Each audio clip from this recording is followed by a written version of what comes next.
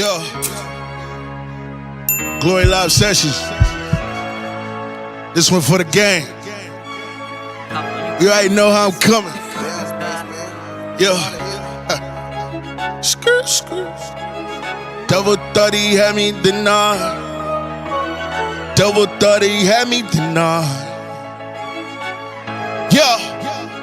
Send it on one time, let's go. This for the ones in the trenches, I'm coming to get you. I had to stack up a ticket. Opposition saying that I went missing, but that was really out handling business. Ooh, young big dog from the south side, lifting them the name of Jesus. Heaven all up in your speed, cuz yeah, I'm on the go. Me and my toes staying way down in the field. I need to know if any of you feel I feel, cause a thief only comes to steal, kill, and destroy. Well, I need my soldiers loaded the clips up, get ready for war. Me and the gang stay ready for action, calling that name with a passion. They gave him 32 lashes, then gambled over his fabrics. As the will of God would have it, he came up out of that grave. Now, new life dripping on me. Tell me that, where's your stain? Yeah, devil thought he had me, then I skirt. Yeah, devil thought he had me, then I skirt. Devil thought he had me, then I skirt. For sure, devil thought he had me, then I skirt. Let's get it. Ay, ain't no weapon formed against me gonna prosper. Plenty angels round me backing like some mobsters. Holy Spirit, give me the power to call him Father. Abba, let's worship. What can wash away my sins? Nothing but the blood of Jesus. What can make me whole again? Nothing but the blood of Jesus. Right. We got it packed up in pints. The blood gave me new life. I shrug over the stripe. Hey, all this glory on me been approved by the one on top. Yeah, I ain't holding nothing back. I'ma give it everything I got. That's on God. Ready or not, we coming in with the rock. Yeah. Hey, gang on go, and you know we ain't never gonna stop. Nah, I'm headed to Jesus' house, ain't taking no easy routes. Nah, don't care what you speaking about, show me what your team about. Y'all out here chasing the clown, well the industry full of clowns. Better watch what you say at your mouth, cause me and my gang will come shut you right down. I am not one of these Christian rappers that you used to. I will come through and get you fixed like a loose screw. Devil thought he had me, then I skirt. Yeah. Devil thought he had me, then I skirt. Devil thought he had me, then I skirt. For sure, devil thought he had me, then I skirt. Yeah. Ain't no weapon formed against me gonna prosper. Plenty angels. Respect and peace to you all, and welcome to another episode of Led from the Heart. Hey, listen, I'm excited about today's message, what we're getting ready to get into. Once again, I am the founder, I am the president, I'm the chairman. I am that guy when it comes to this right here. And welcome again. Thank you for being here. I'm James Adam Ledbetter III. Let's get started. We are the 1%. Did you know congenital heart defects are the most common congenital disabilities at birth in America? More families are affected than we probably realize. Every 15 minutes, a baby is born with a congenital heart defect, affecting nearly 1%. That's approximately 40,000 births per year. And from that, approximately 1 in 4 congenital heart babies have a critical case. They endure more in their young lives than many people do in their lifetime. Yet, they still find the strength to smile, to play, to dream, and even hope. Led from the Heart Family Focused Vision aims to support and serve the family of heart warriors by providing education to prevent complications and improve long-term health, family counseling, and financial assistance to ease the transition from the hospital to home. Imagine the next family you help could be your neighbor. Be led. All right, it's time to give. Listen, we need your donations. We need your financial support because here at Led from the Heart, our family-focused vision aims to support and serve the families of heart warriors by providing education to prevent complication, family counseling, financial assistance that will help ease in the transition from hospital to home. And so we need your help. There are a lot of things that we have in our storage that we're giving out to those that are in need, and just to those that want whatever we have. We're giving it from the heart. And so right here, you see the little tabs right here. This is how you give. You can go to PayPal, you can go to Giblify, or you can go to our Cash App, $LED from the heart. All right, let's get into the word. I want to pick up from where we left off real quick. Forgot to let you all know earlier that we're going to have what we call a weekly heart check, right? It's like Bible study, but it's not Bible study. It's a weekly heart check. It's just a spinoff of our nonprofit, just using the name and just making sure that we keep you all aware that this entity, this organization is about congenital heart defects, children with congenital heart defects, all right? And so weekly on Tuesdays, we will drop a checkup, a heart check. It's like a Bible study, right? Where we just, go a little further into our lesson. So, chime in and look out for that.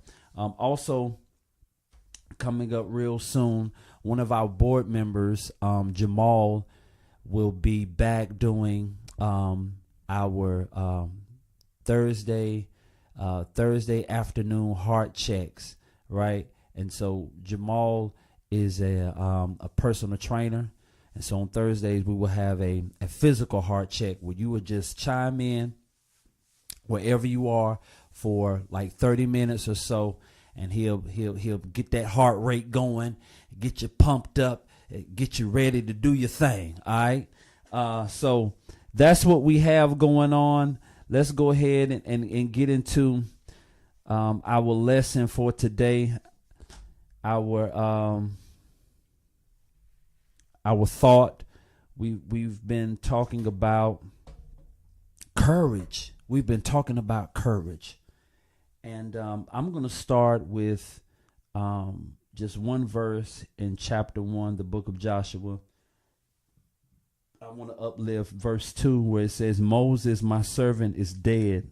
Now, therefore, arise, go over this Jordan, thou and all this people, unto the land which I do give to them, even to the children of Israel. Moses, my servant, is dead. Now, therefore, arise, go over this Jordan, and all this people unto the land which I do give to them, even to the children of Israel. All right. So today we're still talking about courage. Nothing has changed. All right. We are talking about courage and the importance of courage and how courage looks in our everyday lives. Right. So our topic theme for today would be finding courage in the midst of tough times. Okay.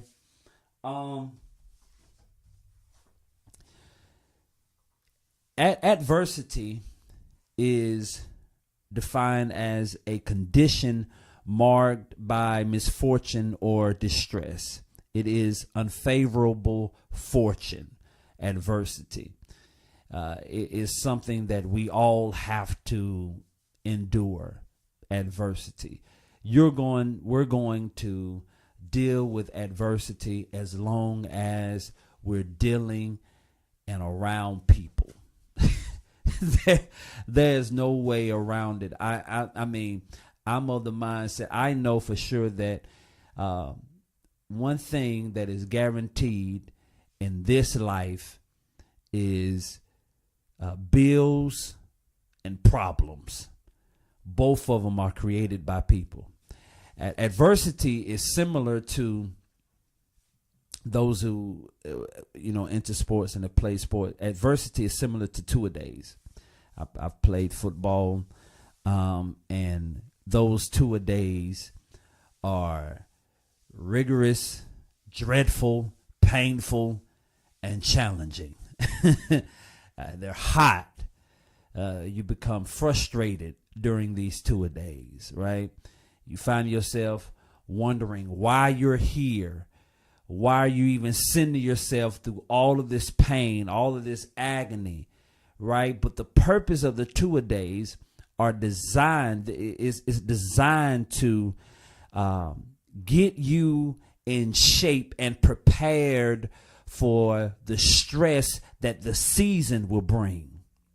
It is designed to prepare you for the season, for the war that is ahead. If you're going to be great, if you're going to be desiring to be successful, listen, homegirl, homeboy, you got to be able to take on some form of adversity. There's no way around it, right? You cannot experience triumph without first experiencing trouble. There's no way, right? So adversity is rigorous, it's dreadful, it's painful and challenging. But one of the things that I've discovered in regards to adversity is adversity causes one to adopt new routines and habits, right? And so I can't help but go back to sports because I love sports.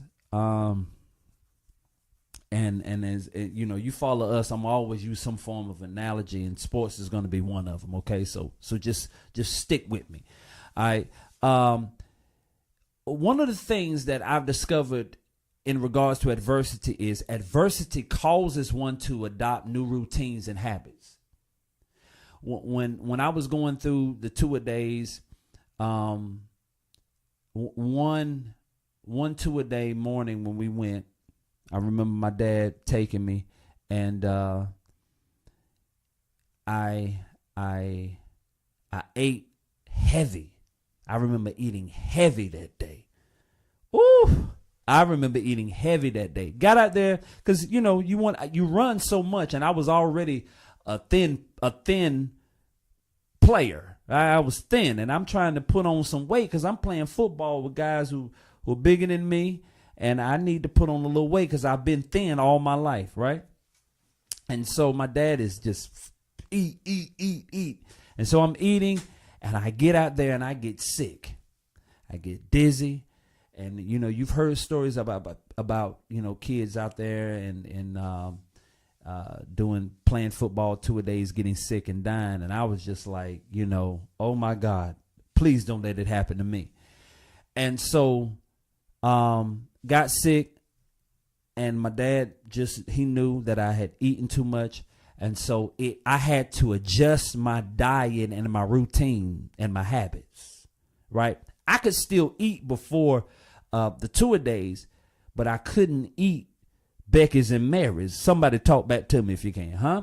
I could not eat all of the grits, the eggs, the salmon croquettes, and the bacon and go out there. No, I needed to switch up my diet, right? I started eating a little more fruit, started eating yogurt, banana, apple, maybe some grits, some toast with some jelly on there, with some grits in there, a little butter in there. But I couldn't eat all of the grease. I needed a change of habits, of some routines, right? I had to adjust. I had to adopt a new philosophy, a way where I can still get the nutrition that I need, and then at the same time get out there and exercise and get better as a player. And so adversity causes one to adopt new routines and habits, right? If you are an individual who is overweight and now you're dealing with high blood pressure, now you're dealing with sugar and hypertension, and now your body aching and joints. Listen, in order for you to live and be healthy and live a healthy life, that form of adversity that you're dealing with, you're going to have to adopt a new routine and some new habits. These new habits are designed essentially to develop our individual attributes. whether it be physical, mental, emotional, or spiritual. But here is the question. Have you ever wondered why we face so much adversity?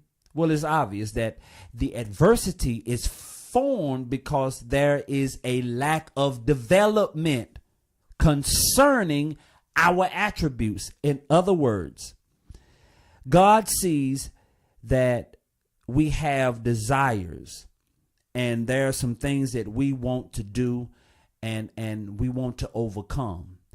And so he just doesn't give us what we want and need right then and there. He allows certain things to transpire so that we can make the adjustment. We can make the change. He's already done all that he's going to do. When he said it is finished, he wasn't saying that it was all over. He was done blessing us, or he was no longer going to watch over us. What he's saying, that his end of the bargain is done. Now it is up to you and I to make the changes. It's up to you and I to make the adjustments. So adversity is formed because there is a lack of development concerning our attributes. You're wanting, some here watching this, you wanting to be a CEO, you wanting to be a boss, you wanting to be an entrepreneur. And so there's a level of adversity that you and I have to endure in order to gain those attributes that we do not have, or to strengthen the attributes that we have, so that when that time presents itself, we'll be able to walk into our promised land, right? So adversity can place us under the authority of people who affect our lives in ways that are difficult to understand, such as slavery, right? Slavery was a form of affliction that was created out of hate. It was just created out of hate, and the sole purpose of slavery had everything to do with money, economics. But in order for you and I to overcome any form of adversity or misfortune, we need to take on the spirit of courage.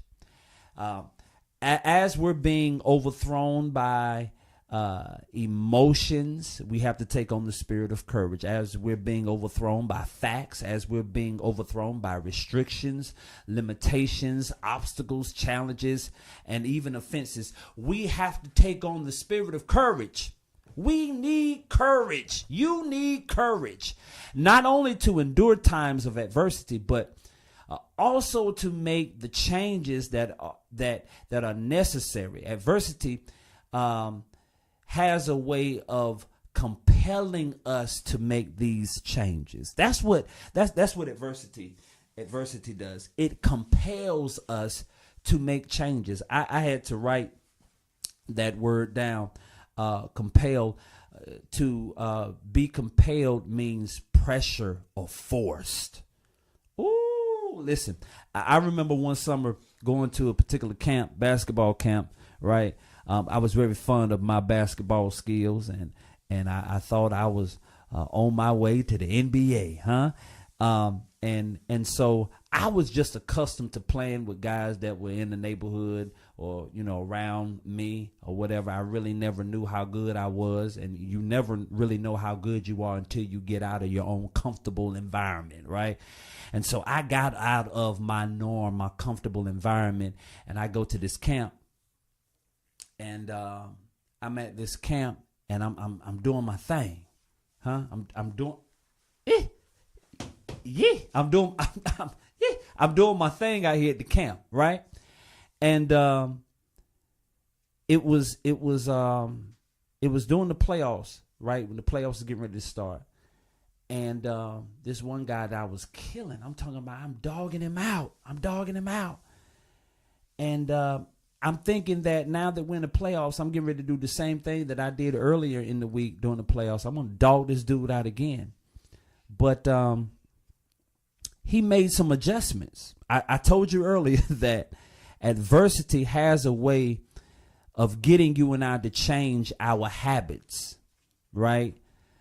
Developing us and strengthening our attributes, showing you and I, where we're strong at and where we're weak at. And this brother, the entire game, can I tell you what he did? He figured me out. And what he did was he just simply forced me to go left.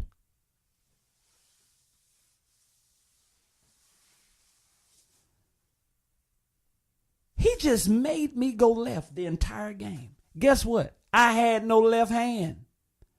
I was dealing with what we're talking about today, adversity. How am I going to score if I can't get to my right? And what that situation taught me, I remember being so hurt about it, and that my dad just simply said, hey, look, if you're going to play and be effective, there's no need to whine, no need to complain, no need to cry. Just all summer, work on your left hand. And so all I'm encouraging you and I today is to understand that courage is the only thing that we need to endure times of adversity, but also to make the changes that adversity compels us to make. Adversity causes you and I to make changes. Ooh, some of you wouldn't be where you are today if you had not made some changes earlier on in life. If that form of adversity had never came your way, you would still be in the same situation. You would still be hanging around the same people, doing the same thing, going nowhere. It's like running on a treadmill, right? You're going wide open, running as fast as you possibly can, but you're going nowhere. But adversity compels you and I to make some changes. If you're wanting to be successful, my sister, my brother, you're going to have to make some changes. If you're wanting to be a business owner, you're going to have to make some changes. Stop hanging around those individuals who are getting up every day going to a 9-to-5. Now, I'm not saying just, kick everybody to the side.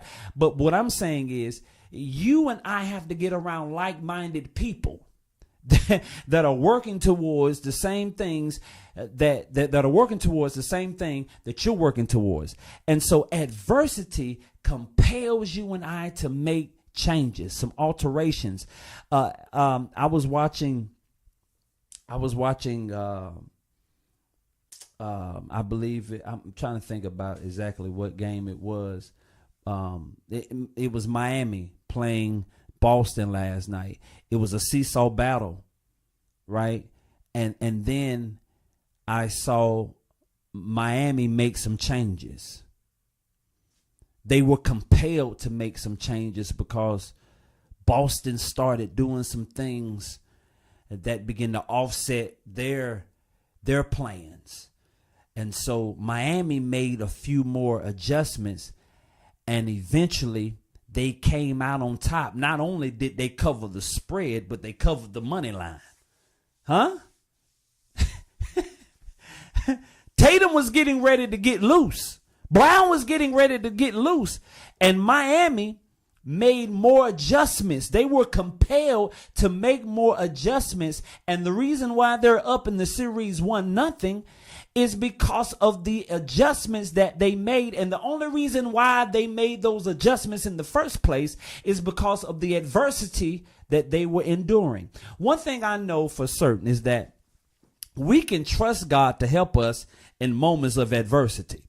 Joshua here, we're talking about courage, and out of the book of Joshua. Joshua, who happens to be the son of Nun, is Moses' successor.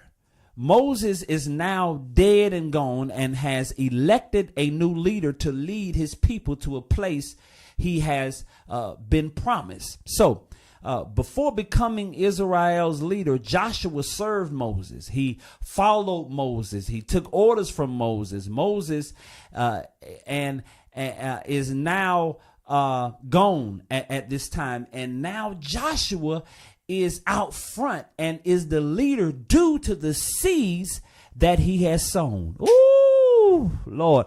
Let me move forward. Joshua knows all about adversity. How, you ask? He's not even a leader. How does he know all about adversity? He's not a leader. He knows all about adversity, though. He hasn't been leading, but he knows everything about adversity. You know why? Because though he hasn't been leading, he's been watching. See, if you're wanting to be successful at anything, before you get out there and try to do it yourself, you need to first watch those that are up now doing it before you. Two things you're going to learn. You're going to learn what to do, and then you're going to learn what not to do. I'm sure that Joshua, while watching Moses, saw Moses disobey God, and instead of speaking to the rock, struck the rock, and then ended up not being able to enter into the promised land. And I'm pretty sure Joshua said to himself, that's a mental note. That's something that I can jot down and make sure that I don't do. Huh? And so to all of you that are listening, paying attention, look at those that are going before you, that are out there leading before you. Look at what they're doing good, and then look at those things that they're not doing so well and make your own adjustments. Moses is off the scene, and now Joshua is out front. And though he hasn't been leading, he knows how to deal with adversity because he watched Moses, watching everything that has been going on while Moses has been out front leading God's people. He was there listening to the people complain about Moses, murmuring about Moses, planning and plotting to overthrow Moses. Even at one point, they were trying to kill Moses. So he understood the tension and the adversity that comes along with leadership. He understood exactly what was going on. But without question, 40 years of wandering in the wilderness had qualified him to understand hardship.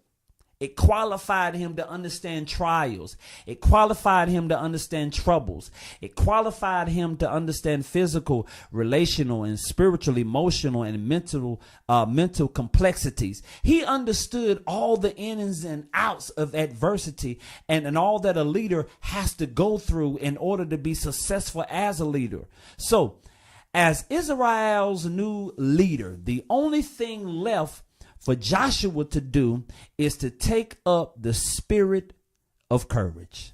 Listen, I know that this is for someone, and if it's not for anybody, then I know it's for me. I have watched leaders in my lifetime. I've been around good leaders. My dad was a great leader. My mom is a leader. I've had examples of leadership all throughout my life. I've played on basketball teams, football teams, and I've been around kids my age at that particular time, who at a young age had leadership capabilities and were able to lead effectively because they adopted the spirit of courage. Look, that's what we see taking place in Joshua 1 and 2. We witness God speaking to Moses, telling Moses to arise. Ooh! Listen, this is for someone watching right now. Look, it's your time and it's your turn. And you're uneasy about the entire situation. You don't know how it's going to work out. You don't even know if the people are going to follow you. Let me tell you, while organizing this nonprofit, so many times I thought about quitting. God had given me this vision in 2021, but I didn't move on it. And so he allowed different forms of adversity to take place for me to get to where I am. And listen, I thought about all of the things that you think about. I thought about, well, no one is going to help. No one is going to donate. No one is going to assist. I'm not going to be able to find any board members. I'm not going to be able to to get anyone to catch a hold of the vision. And what God reassured me was that it wasn't my vision in the first place. It was his. Listen, it's not your vision in the first place. Though it has come to you. It's in your head. It's in your mind. You think about it all the time. Look, it's not your vision in the first place. One thing that I sincerely believe is that whatever God has appointed and anointed and ordained will always remain. So look, you don't even have to put one and one together to get two. All you got to do is just show up. The text says here in Joshua 1 and 2, Moses, my servant, is dead. Therefore, arise. Listen, God isn't concerned about what you have. He's not concerned about your ability. He is concerned about your availability. He knows your ability. He the one that gave you the talent. He the one gave you the ability to sing. He the one gave you the ability to be an accountant. He the one gave you the wisdom and knowledge and the understanding to be an entrepreneur. Look, you ain't got to have it all together. All God is encouraging you and I to do is arise. Let me tell you. Arise is defined as a surface. I'm trying to memorize, and I got it right here. It's a surface. Arise means to surface. It means to appear. It means to emerge. He says to Joshua, arise. I know your ability. I know your capability. I know who you are and who you belong to. I know who you've been following. You may think you're not ready. You may think you are unable to do it, but arise, surface, emerge, appear. Just show up. Ooh, just show up. I remember before Justice was born, my dad was still alive, and I asked him, I said, man, what do I need to do to be a good dad? What do I need to do? Tell me, because, you know, he's my dad and the only dad that I've ever had, right? And so I'm asking him, what do I need to do to be a good dad? Because you've been good to me. What do I need to do? And he told me, he didn't say these exact words, but he said, arise. He told me to show up. He told me to appear, be present, appear, emerge, surface, be there. When they fall, be there. That's a leader. That's a leader. And guess what? It takes courage, right? In the Hebrew language, arise means kum, K-O-O-M. Kum in Hebrew means to become powerful. That's courage. Let me read it to you again. Moses, my servant, is dead. Therefore, arise, kum, be powerful. In other words, God is speaking to the kum within Joshua. He's speaking to the spirit of courage. Be powerful, be fulfilled, be proven, be present, be strong, and of good courage.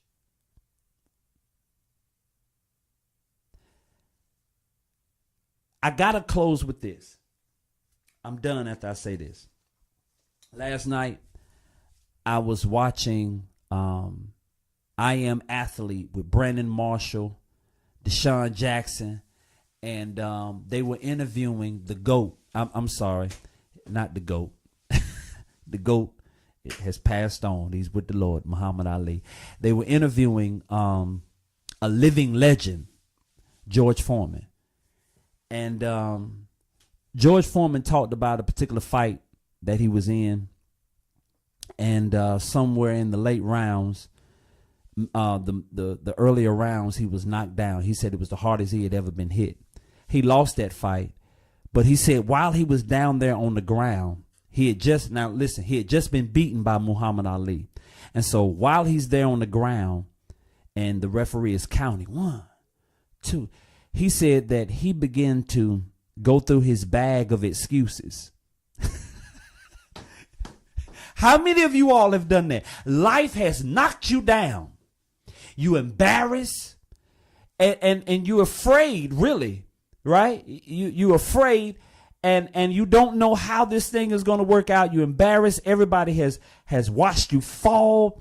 They've seen you up here doing this, and then all of a sudden you're down.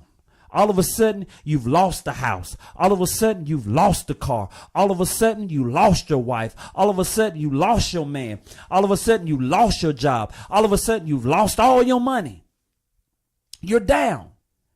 And instead of someone helping you up, you have someone in your face counting, trying to figure out how many days, how many months, and how many years you're going to stay down. And so Big George said that he began to go through, he began to go through a bag of excuses. And some of them, as he was going through the bag, he realized that some of the excuses that he was rambling through, he had already used them, so he wasn't going to use them anymore. And then some of them that was in his bag, he said they were no good, so they were not even they were not even worthy of using because they didn't even make sense. And so while he was yet lying there on the ground, rolling over to get on his knees, referee counting in his face 7, he said that he just simply grabbed courage. He said he was able to get up because he neglected all of the excuses that he had lined up and just simply grabbed courage. Now, he didn't win the fight. He didn't win the fight, but he won the war. Meaning, he didn't give up. He didn't win that fight, but he won the war. He didn't win that fight, but he fought again and became heavyweight champion of the world again at 46 years old. Because instead of grabbing all of the excuses that he had lined up, he grabbed a hold of courage. And so I'm charging you, encouraging all of you listening today. Life has knocked you down. You have all your excuses lined up. And I'm telling you, homeboy, they sound good. I'm telling you, homegirl, they sound good. You can use them. But listen, if you use them, the next time you face any form of adversity, you will have to recycle those excuses again. So instead of recycling all of these excuses that you've been using, neglect all of the excuses and grab a hold to courage. Let us pray out. Our Father, our God, we come thanking you again on today for the spirit of courage. We know that we can make excuses all day long to the reason why we cannot do it, why we cannot overcome, why we are unable to make it. But we rebuke all of the excuses that are lined up. And instead of grabbing hold of these excuses, we choose courage. We choose courage. I pray that each and every listener, viewer here watching this broadcast is blessed with the spirit of courage to start that business, to invest in themselves, to change their habits, their ways, and their traits. In the name of Jesus, we humbly pray. Amen. Be strong and of good courage. Until then, be led. Peace.